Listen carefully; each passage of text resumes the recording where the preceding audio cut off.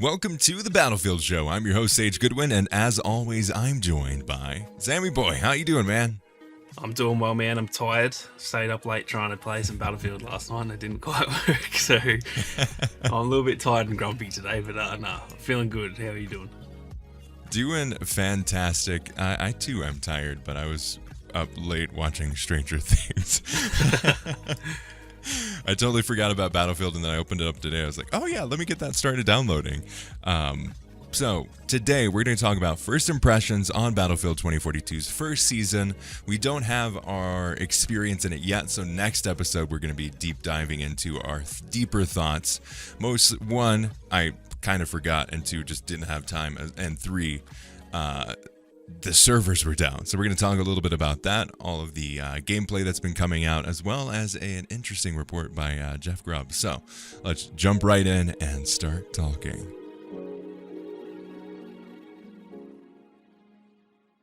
Battlefield 2042 has its first season 8 months after its launch, and I want to kick it off with a positive note. I really like the design of the season. that graphic with the yellow looks really good. Yeah, I wasn't because it kind of feels like I was waiting for that to happen. I knew that would happen eventually with it feels like they were going to do kind of like a soft relaunch like they did with Battlefield 5. Mm-hmm. I didn't expect it to come this soon. I guess it's not really a relaunch, but it's just like they've changed the branding and stuff. So yeah, I'm a big fan of it. It's kind of annoying because my channel colors for the main channel is yellow and black. Yeah. And I purposely made it blue and black for the Battlefield channel because that was the colors. Now they've switched colors, so I'm like, oh man, I could have just switched my logo. I forgot about that. It's so annoying because I was thinking that. I was like, oh, it'd be cool to just like temporarily just like change my logos and stuff on Twitter and YouTube just to, get a bit of hype. But then I was like, well, I can't just have two logos that are yellow and black. So it's kind of annoying, but yeah, I'm a big fan of how it looks. So what we're saying is Battlefield 2042 copied Sammy Boy's Star Wars. I'm absolutely I think I might sue them. They've copied my logo. Infringed on your copyright. Yep. So I really like the design. It's a shame that it is such a... Let's just jump right into it. Everything looks pretty good. People's feedback on it is pretty good. From what I've seen, it's still I want to talk about the map first because I think that's the big exciting thing. Yeah. And we got a map at the beginning of the season. Oh my gosh. I'm shocked. I'm actually shocked. I remember last week I literally said what? I do not see it happening, and it's here already. So why did they promote that? I don't know. This is what confuses me. Like a bit of marketing around that would have been great. A month ago, that would have got us excited. We were just kind of sitting here like, what's happening? So, kind of hope that for season 2, I hope that in like 6 weeks from now, like halfway through this season, we start getting some images and stuff for the next map. I think that's really where they're lacking a lot at the moment is building some hype. Like I know it's hard because there's not that many people interested in the game, but that's part of it. You're not marketing it to anyone. It's just like, yeah, here's a new map, and everyone's like, oh, okay, thanks, I guess. Like, there's no hype machine behind it. So, kind of a minor. Like, I guess it doesn't really matter that much, but I just wish they would start promoting the game a bit more. Like, I would have been a lot more excited if I knew last week's discussion would have been much more interesting if we actually knew. Like, hey, let's talk about kind of what we can expect. Like, we didn't even know. Like, it got confirmed that there was a map that was leaked months ago. And like we weren't aware of that. Everyone acted like it was great. I tweeted this out on Uplink Podcast, and I was like, Battlefield is that friend that like ghosts you for 8 months and then comes back and acts like everything's normal. Like, oh hey, how's it been? Oh, what? It's been 8 months? That's crazy. Yeah, like I tried to talk to you, but like I had this thing. It got super busy and just like, oh man, I had like a draft open and everything. It just never pressed send. That's a very good comparison, actually. Hey man, how's it going? Yeah, it's such a weird decision. The map is based in Canada. It's still it's closer to kind of like that what we would normally expect as a Battlefield map, but it's still way too open in my opinion from what I've seen in gameplay wise. And like I was watching, I think it was Squid G the other day, or it was on my lunch today playing it, and I was watching a bunch of streamers today, just getting a lot of details and say, oh hey look there's this section of the map, oh this is this kind of gameplay, oh I'm gonna watch a stream from someone who just plays vehicles, I'm gonna watch a stream from someone who just plays infantry, and just kind of get that variety of experiences. And I was watching it, it's like most of the people I was watching it, like they were just floating around and it seemed like they were the only people on the map, and then 10 minutes into the stream, it was like, oh, hey, look, there's a person. Then they'd headshot them with a sniper, and then they would keep on going and keep on playing around and I testing wonder if that's to do weapons. with the fact that no one can get into the servers yet. Probably, yeah. Maybe there's still issues. I actually don't. I'm pretty sure it's being cleaned up, but maybe, yeah, I don't know. Maybe there's just a lot of people that were like trying and then it didn't work, and they're like, oh, well, I'll come back in 3 months when season 2 starts. Well, and that's a huge thing. Like it's karma on DICE's hand. It's like, yeah, the one day that they're bringing back all this content is the day that AWS goes down. Yeah, I feel so bad for the devs, man. Like, that's such a rough timing. They should have released it yesterday, like they had originally tweeted about it on Twitter. Yeah, true. That's true, actually. Yeah, it's rough, man. It's rough too because it makes it look. Because I think a lot of people just think it's Battlefield being like not good, and it was actually just nothing to do with them. So it's also just bad for them that like not only it kind of killed the hype initially, but then it's like a negative for them because people are like blaming them for it. Which, yeah, I feel bad for them, but yeah, that's just how it goes sometimes, unfortunately. What are your thoughts on the map so far? All of the stuff that you've seen, and I think we do a lot of the stuff that we can take into account is the preview people that got early access of it. So like the Jack Frags or the Westies, the Lossies, or the Level Cap Gamings of the world. We got to see a lot of their gameplay, and that was a private lobby before the game launched. So we were able to see kind of more of a normal experience of player bases there. What are your thoughts on that? Yeah, I think it's like initially when we saw the concept art, I was really worried. I was like, oh, that looks just flat. But I think it actually looks like a better map than I initially thought. I think, like, I'm a big fan of the verticality. I think it's kind of nice that they've just gone a bit different. I think that's the part I like about it. It's just not like a flat map. There are the open areas in some parts, but there's kind of like a couple flags up the top. Then there's like the little bunker part in the middle. Then it's like there's all the way down the bottom on the actual ground level. There's like another, little area down there. So I think that's the part that I like about it, is it's just a bit different, which is really what we needed, because all the maps in this game they're just on a flat piece of dirt. That is essentially all they are, and they've just put assets around the place. And I just like that it's bit more vertical, a bit more unique, really. So it's like they actually designed a map instead of importing like an open sandbox. Like they actually took some time and said, "Oh, hey, this is a separate section than the rest of the map." Yeah, that's so true. Like all of the other maps, there's really no like. I guess maybe Orbital and Breakaway are the only ones that actually have any like terrain verticality. The rest of it is just like flat on all the other maps, and then there's like obviously buildings and stuff. That's here terrain in the loosest sense possible too. Yeah. Well, yeah, even Breakaway, like when I say verticality, there's just like a cliff, and then it's just flat again up the top though. So it's not that. It's not actually it can hold that like well two designed. people. Yeah. So yeah, I think it looks. It essentially, to me, already looks like the best map in the game. Obviously, we'll have to play it and see. Even if I play it today, like it'll take weeks to actually know how it goes. It might be unbalanced in some areas. It might have issues here and there. But I think it looks good to me so far. It looks probably like the best in the game, which probably doesn't it probably says more about the other maps than anything. Yeah.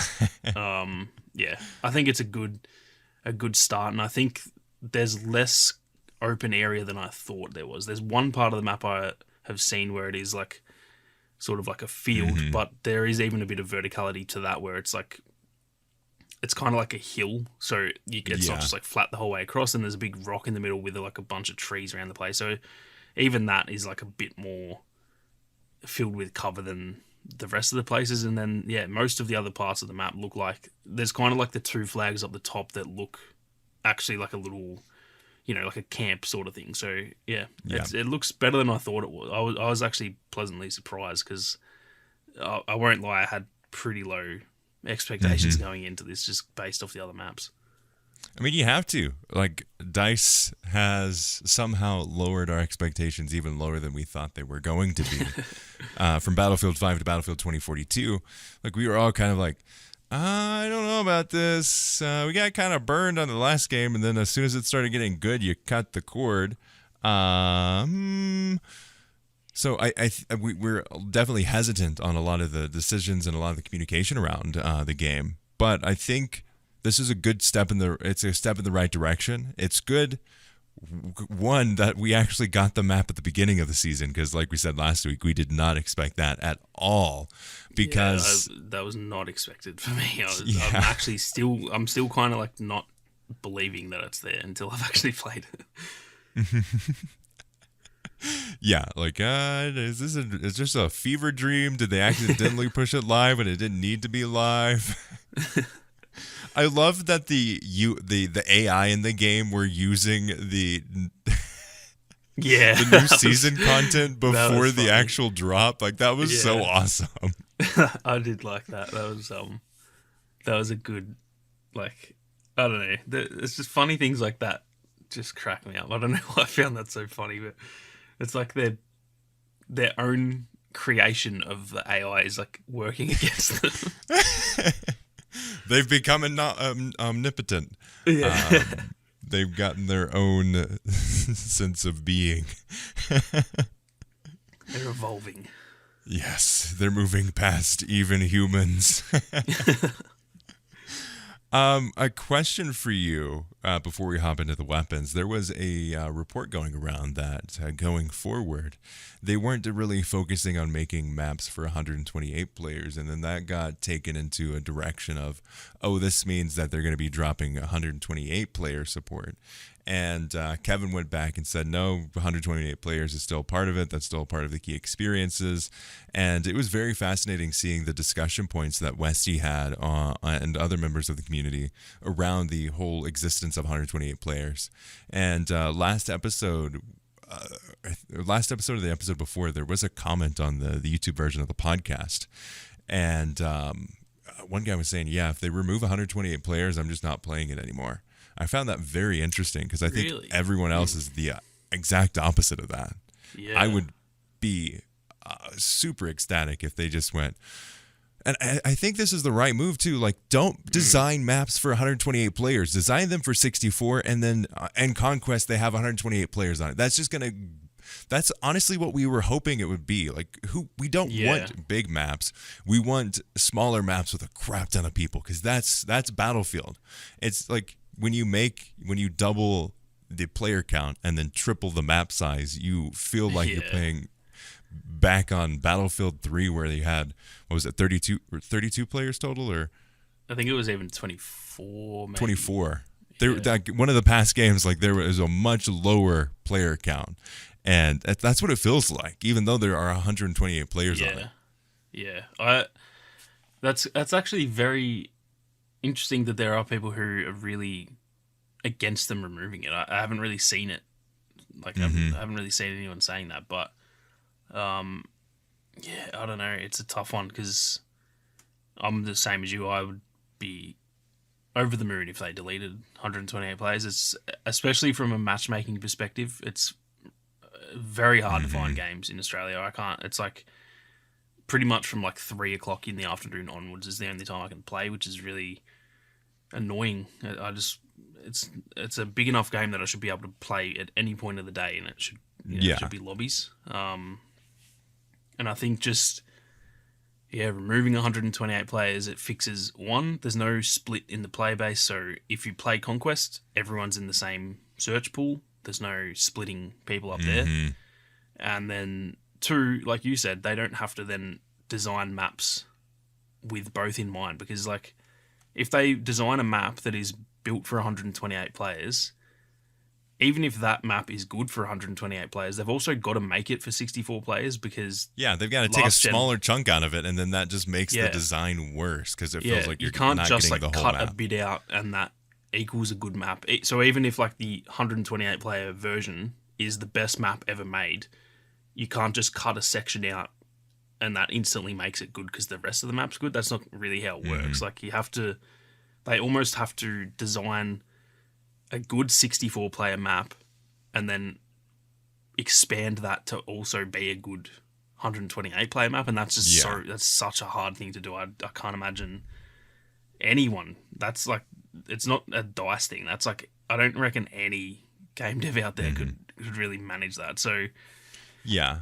just focus on 64 player maps. They just flow so much better. Like I've been playing that Exodus Conquest with all the Battlefield 3 and Bad Company 2 maps. They just play so much better, man. It's so much like so much faster flowing. You don't have to run 100 meters to get anywhere. It's just like, yeah, you're straight into the action, and they just like, it also means that you can have a bit more congestion, I guess. There's more buildings in a close area rather than the same amount of buildings spread out across the map, and there's just like one building here and then 100 meters away there's another building. It's like it's so easier to just like, that scale doesn't work. Like you can't just drag the corner and expand it. That's what it looks like. They put it on Photoshop and just like done the alt drag thing where it just perfectly spreads it out like that. It doesn't work. It just doesn't work. So yeah, I guess like people really enjoy the 128 players, and for me, like even with Breakthrough,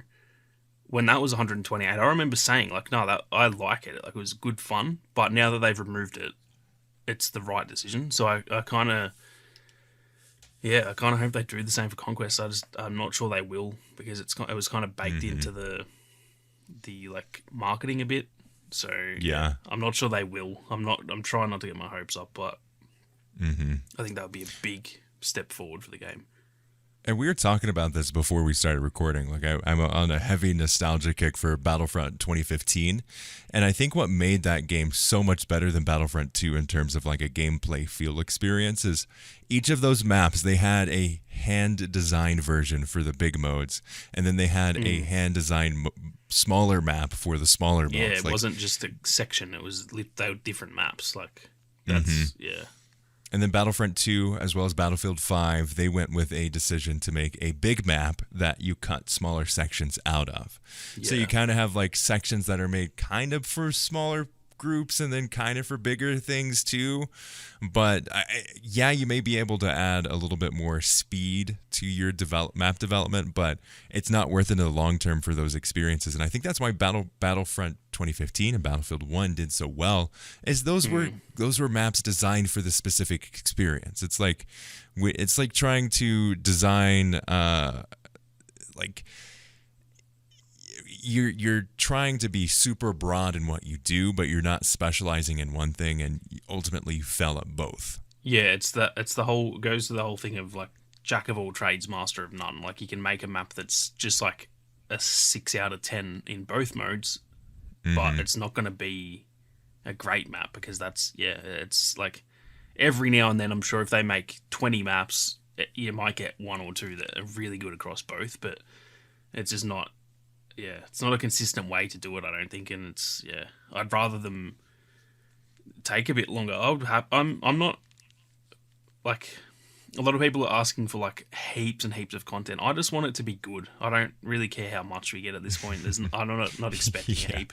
I just want it to. Our expectations are so low. We just want it good. Yeah, like, and I, to be honest, it's not even just with this game. That's just how I kind of always am. I'd rather quality content over like we get 4 maps and they're all kind of not that good. Like that's just how I am with really any game, and it's I think the 128 player like part of this game makes that pretty hard for them to do, really. Mm-hmm. It definitely does. Switching gears a little bit, what do you think of the weapons that they added? We got one from Portal, and then we got one new one, which was the crossbow, right?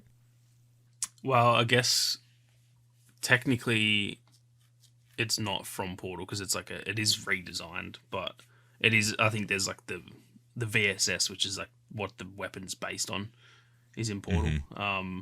But yeah, the crossbow looks like fun. I'm always a fan of crossbows. I think that's the gimmicky the crossbow type weapons in Apex are always is so good. fun. Yeah, like I think I've seen a lot of people being like annoyed and they're like, "Oh, why didn't you put an SMG and stuff?" I don't really care if they're not the best. Like something like that is just fun, and I think that's what this game needs is just a bit of light-hearted fun running around with a crossbow blowing people up. Like that just sounds like fun to me. So I'm a big fan of that one.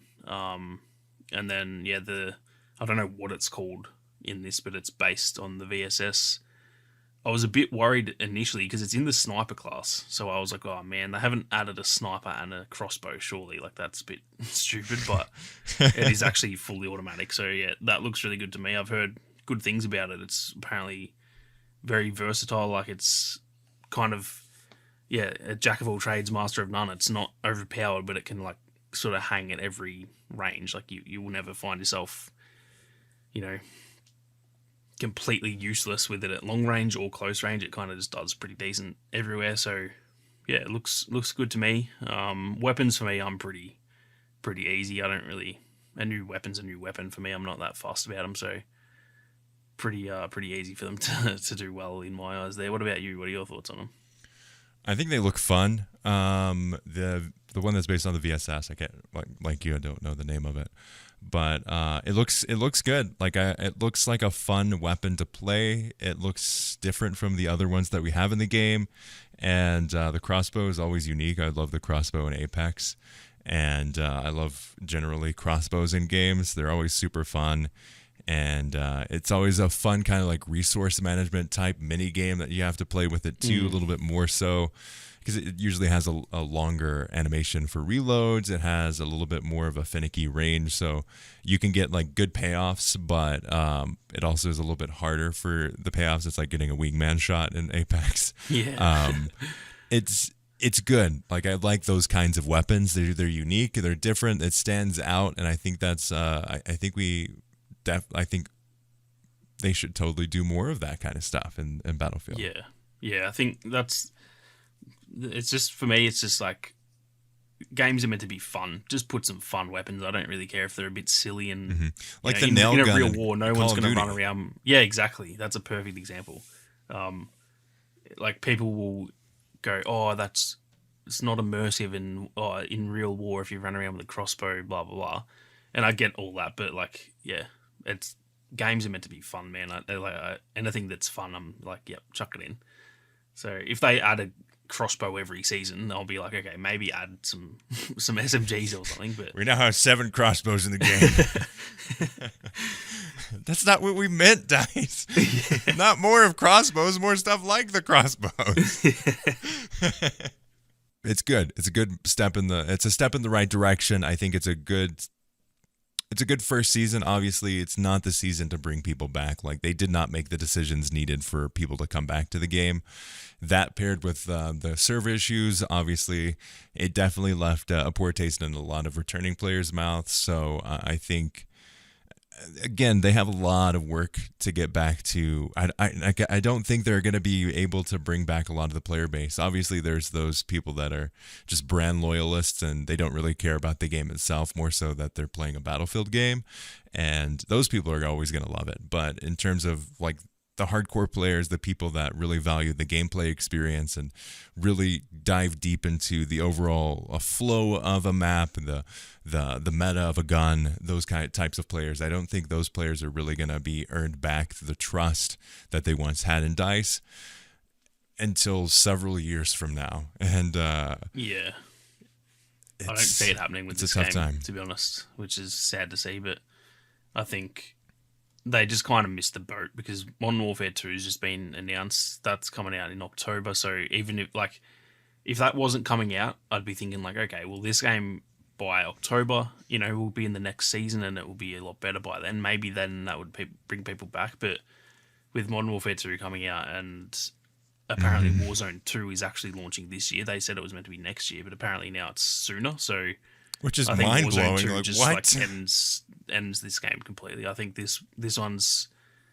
all but done. Like, I think the people who enjoy Battlefield will always play it, but I think just for the casual first-person shooter players who were just looking for the best shooter at the time, I don't think they'll be coming back, which it sucks to see. But yeah, as long as they can earn the hardcore players' trust back and kind of do a Battlefield 5 where it gets to the point where we're like, okay, this is actually a good game.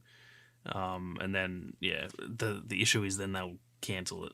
So it's hard. Yeah, it's a hard one. But yeah, I don't think this season or next season or the one after is going to bring, millions of players back. I think there'll always be a few 100,000 that go, oh, the new season's out, I'll go try that. And if it's a really good season, maybe people hang around. But I was never really expecting that. I said that last week too.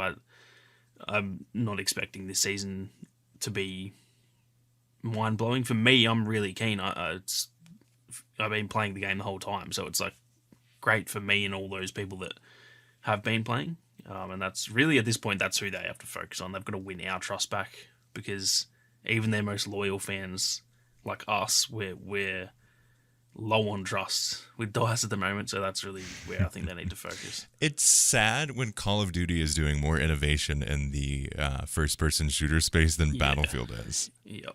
Apparently they're adding a 64-player sandbox mode, so that's going to be interesting to see how that goes. Goodbye, Battlefield. Sorry, guys, you had a good run. I think Call of Duty cannot. They tried it with Modern Warfare in 2019. It was just so bad. They don't have the tech yet, obviously. Yeah. Like, they don't have the destruction tech that Battlefield has. And technically, Battlefield doesn't have the tech that Battlefield has for destruction anymore. Yeah. It's like we haven't had that level of destruction in a multiplayer game since Battlefield 4. Yeah. Maybe Battlefield 5.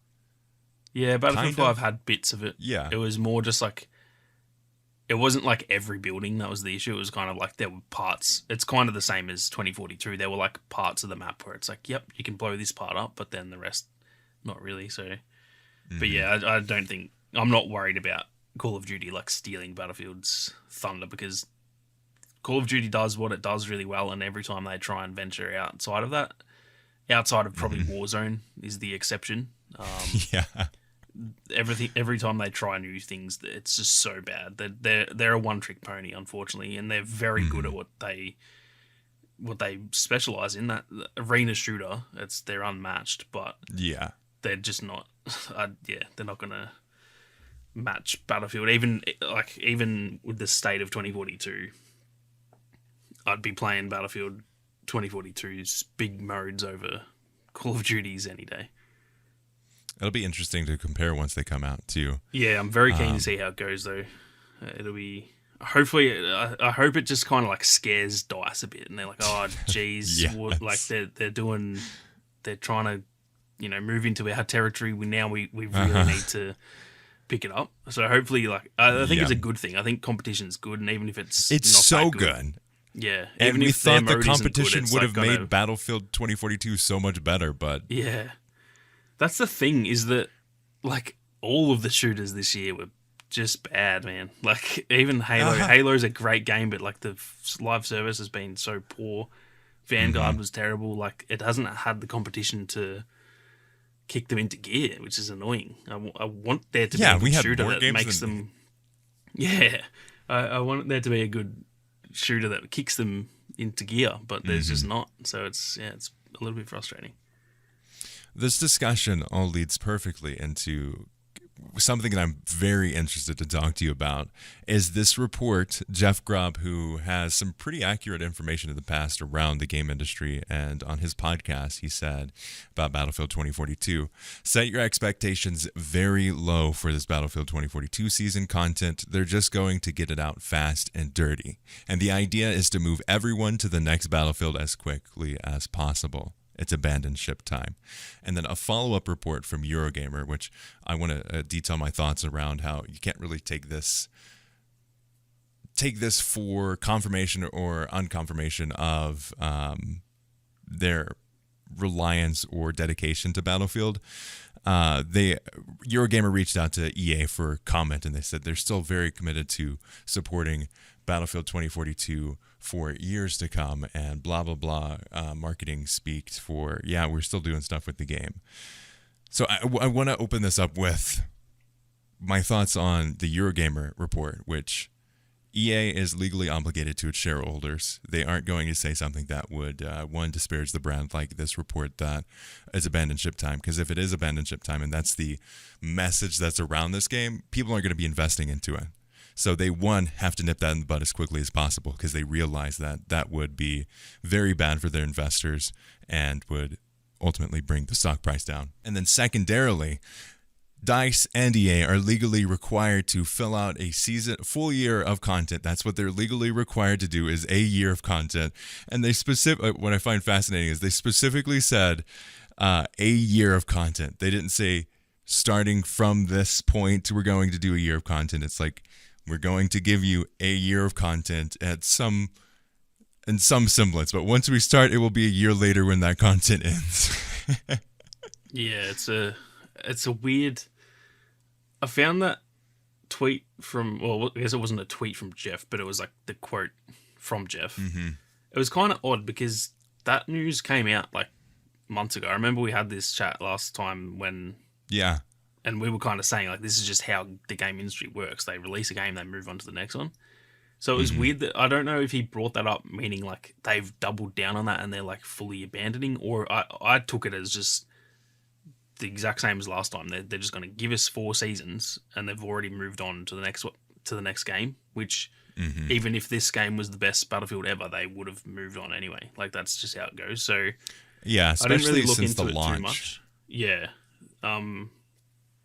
But then all the Eurogamer stuff, that was interesting because there were reports that I don't know who said it, but someone said that DICE is essentially down to the skeleton crew that we've heard from Battlefront 2. That actually came out that was, to be a couple false. months ago? No, like they've just actually talked about that in the. I think even I might try and find, because I think it was actually mentioned in the same thing as Jeff Grubb's. Yeah, because there was a rumor a couple months ago, and there was this one discussion point again. And the developers or someone high up had confirmed that we're still super committed, and it's the full team. It was on a Reddit post, and someone was like, "Oh yeah, right. The full team is here supporting Battlefield 2042," which is one like a bold-faced lie because there's no way that there's enough content to support the entire DICE is 800 people or something like that. Like there's no way for that many people to work on the live service for a game. It'd be great. But like there are just positions that don't do work for live service games. Like their job titles do not fill the position of a live service type game. I think the way I took that as well was more when they said like the full team, they were more getting at like the live full service team that you would expect. Yeah, like it's not like people who should be working on the game have left. I think it was like no doubt people have moved on. The day after launch, like that just always happens because there's people who, like you said, their job, what they work on, they cannot even help with live service. So those people would have moved on. I just assumed it meant like the full team that should be working on the game is working on the game. But again, we don't really know. So yeah, it's all. I wish there was a bit of clarity. There's a lot of rumors out there that from Jeff Grubb's a reliable dude, so it's like you take it. Yeah. You almost take it as confirmation. Really, he's never really that wrong on anything. But yeah, he's got a fire behind whatever smoke that he's been putting out for the last year plus. So I think it's very interesting these reports that have just been completely no, this is how it is. No, actually, it's not. But like this is this, right? No, it's not really that. Yeah. So they're just kind of disputing each other. But one, we have to take into account that Jeff Grubbs is unaffiliated, so he can say things a lot more differently than EA can. And I think in EA's minds, they may say, oh, this is the historical percentage of people from the team that are normally on a live service game. And the majority of that number are still working on Battlefield 2042.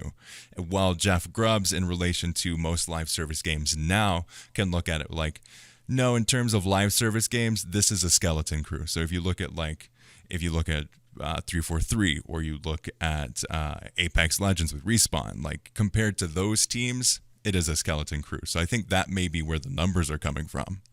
Yeah, it's hard to. That's the part, isn't it? It's just hard to tell, because all of these are always taken. You know, this one from Bravo Intel, who's tweeted it about what he said on his podcast. It's like kind of a little bit out of context, so you never know. Mm-hmm.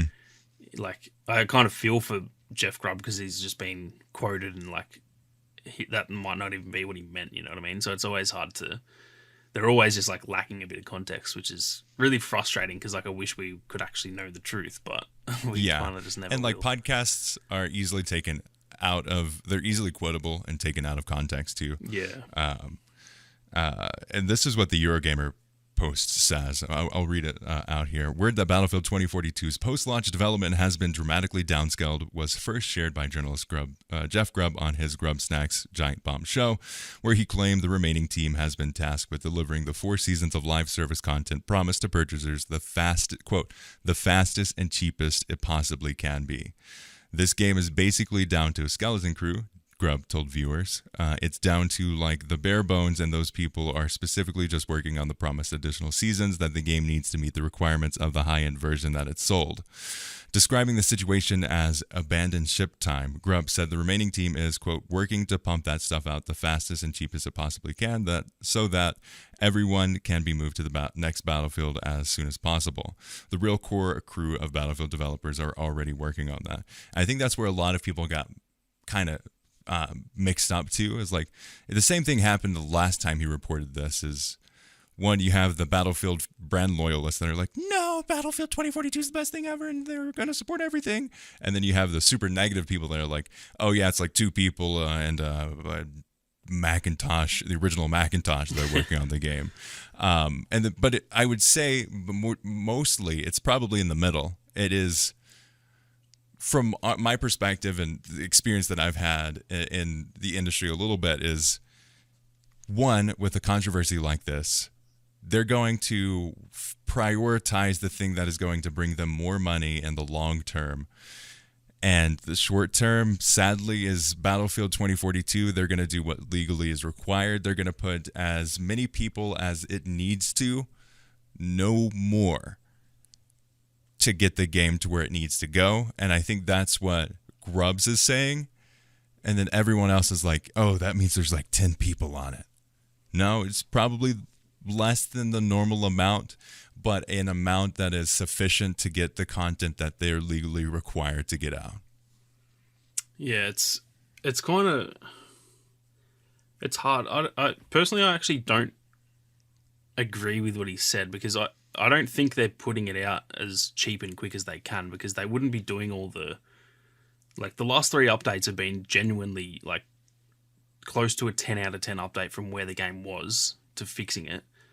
And that can't be done with a skeleton crew, you know what I mean? Like, there's a lot of people clearly working on it, and all the stuff with the map changes and still working on, you know, they're still figuring out ideas for the specialist changes and stuff. That's not, to me, the quickest and cheapest way to do it. The quickest, cheapest way to do it is to not upgrade the maps that they currently have, is to not fix the game as fast as they have, and just to pretty much out a map every 3 seasons or every 3 months.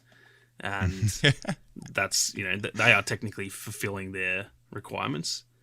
So I don't know if I necessarily agree with it, because it does feel like, I know the content's coming slow, but it does feel like they are putting like blood, sweat, and tears into fixing the game. The last 3 months has been really good, in my opinion. The game still obviously has so far to go, but I just don't.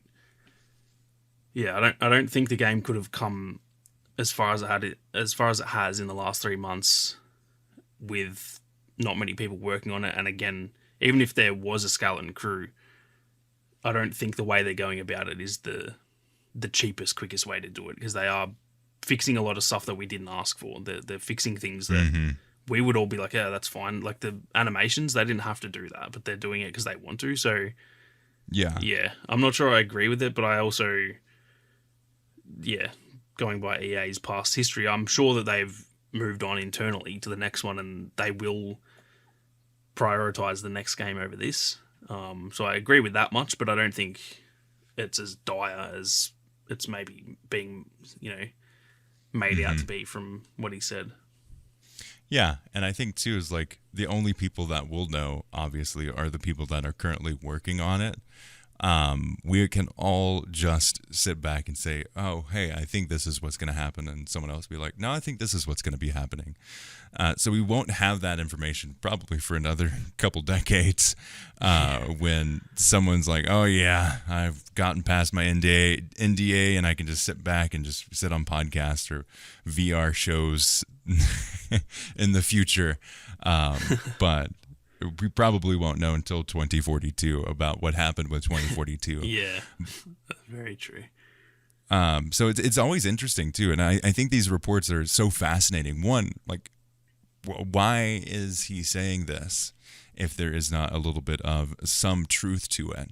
And I think the truth of it's a skeleton crew and they trying to keep it or put it out as cheapest and fastest as possible can be true, while also the developers are also saying like, hey, you may want us to do it the cheapest and fastest way possible, but we also want to have some semblance of quality, and we want, like, there are people that 100%, they care about the fans, they care about the people that are currently playing the game, and they want to, it's not their fault that the decisions to make Battlefield how it is, it's not their fault that it is the way it is. They did their job, and they may have tried to say, hey, guys, maybe this shouldn't have worked so far. And they're like, nope, you still work for us. Do the thing.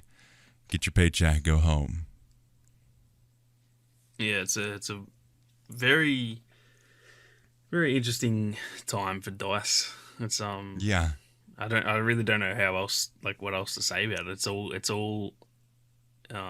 all could be true and all could be false, and it's like kind of says a lot about the state of the company that we just don't know what's going on, really. Yeah, we were having this discussion in our creator chat, and honestly, DICE just needs to take a break. They need to work on something small because, one, they're losing talent so quickly because of the culture, and I've heard reports so many times of a very kind of egotistical culture in DICE, where you have these people that have been in the industry or just been at DICE for so long, they feel like they cannot be wrong, while not taking into account a lot of the younger talent, or even maybe taking in, more importantly, the people that are playing the game and their feedback. So I think it's interesting in that side of things. But I think it'd be great if DICE just kind of took a step back and said, yeah, we're going to make something that's not Battlefield. Even though that they were known for the Battlefield franchise, I think it's time they had the fun experience of Battlefront series until the controversy. And that honestly had so much weight behind it. I'd say even more weight than Battlefield does as a franchise. So that's what I love about the game industry, is like there's so many different sides to it.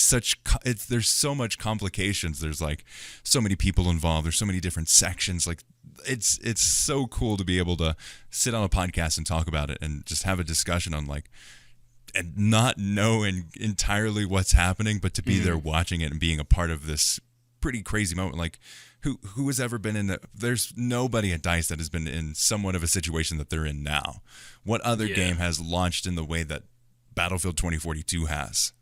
Yeah, the gaming industry is a very fun thing to watch, even when it's like, obviously this game and its journey hasn't been fun because it's been very frustrating, but it is fun to watch, and it's, like you said, it's very interesting. It's a very unique industry. It's got to be one of the most complicated industries in the whole world, outside of in terms of entertainment. Obviously there's anything to do with science is far more complex than game design, but in terms of making, in a way it's just art. So any films or music, anything like that, it's got to be way more complex than those, and it's so interesting to see how the industry changes. Like, 10 years ago things are so much different, whereas 10 years ago in movies it was pretty much the same. Like, nothing's really changed there.